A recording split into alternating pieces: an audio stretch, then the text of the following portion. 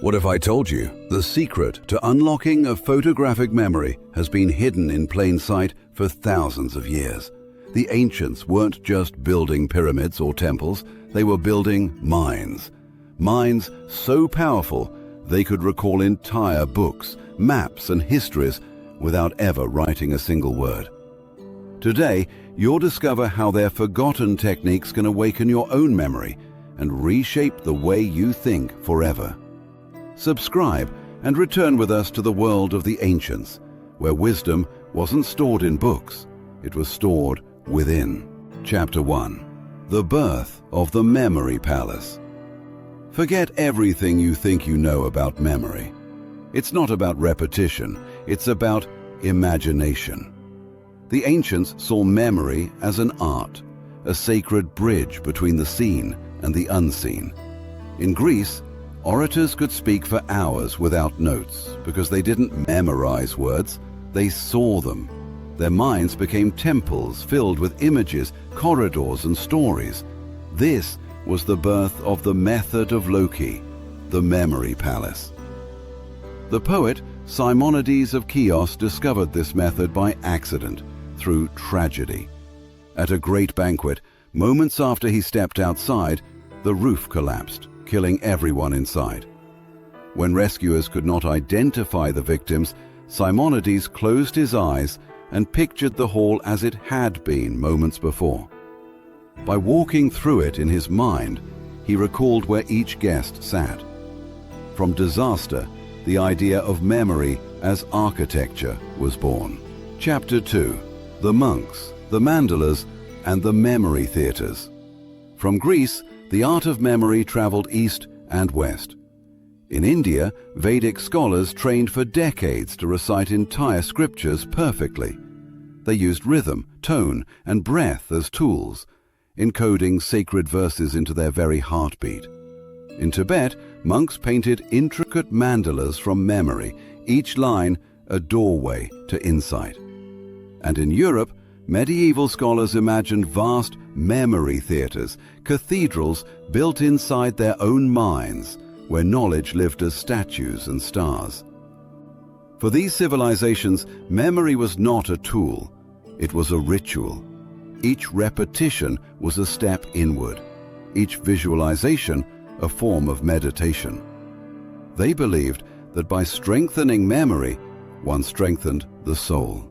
Chapter 3. The Art of Association. The ancients also knew that memory thrives on emotion, not logic. To remember something, you must make it vivid, strange, alive. This is the art of association. Justice becomes a blindfolded goddess. Courage, a lion roaring in marble halls. The stranger the image, the stronger the memory. Roman lawyers used these associations to recall hours of legal arguments. Medieval monks paired every virtue with a creature or symbol. The Hermetic philosophers mapped the universe into images of sun, moon, and serpent, every picture a key. When knowledge is visual, the mind never forgets. Chapter 4. From Scrolls to Screens. Even today, neuroscientists confirm what the ancients intuited. The brain remembers places far better than pages.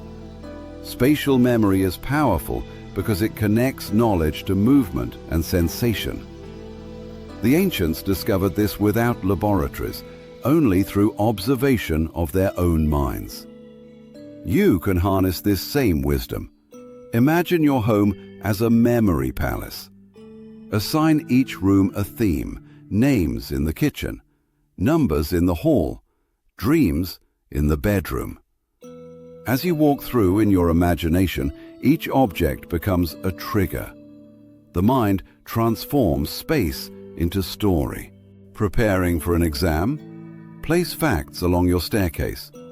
Learning a new language? Let each door open to a new word. Presenting at work? Walk the corridors of your palace before you speak.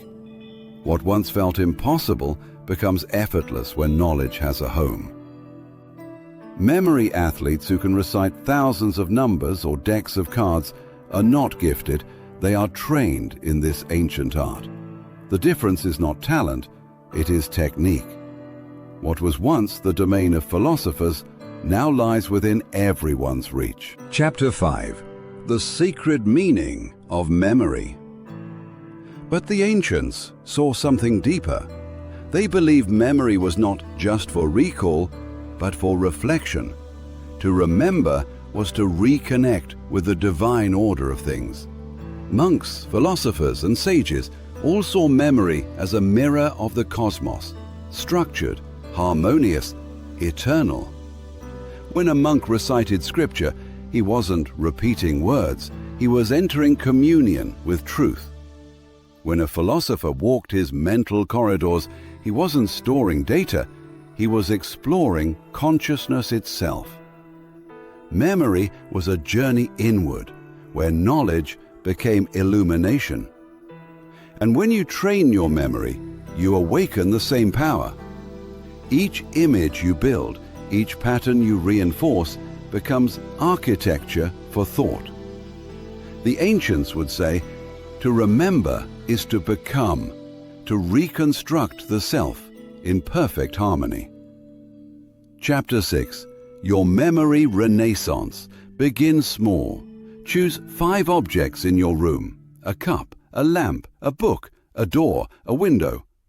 Assign each a concept you wish to remember. Close your eyes and walk through it. See it vividly. Exaggerate the image, link it with emotion, and let it live in your mind. Do this daily. In time, your palace will grow, from a single room to a city of thought. You'll remember more, faster, and with less effort. More importantly, you'll think in pictures, not words, the natural language of the brain. With practice, something remarkable happens. Your creativity expands. Ideas connect that never met before.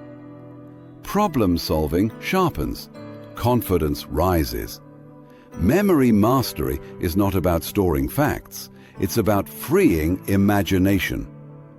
This is the true purpose of the ancient art: transformation. They weren't trying to memorize the world, they were trying to become one with it. In remembering the order of the cosmos, they remembered who they were. The ancients proved that knowledge does not live in parchment or stone. It lives within us. The power to remember is the power to awaken. Subscribe and keep these forgotten arts alive.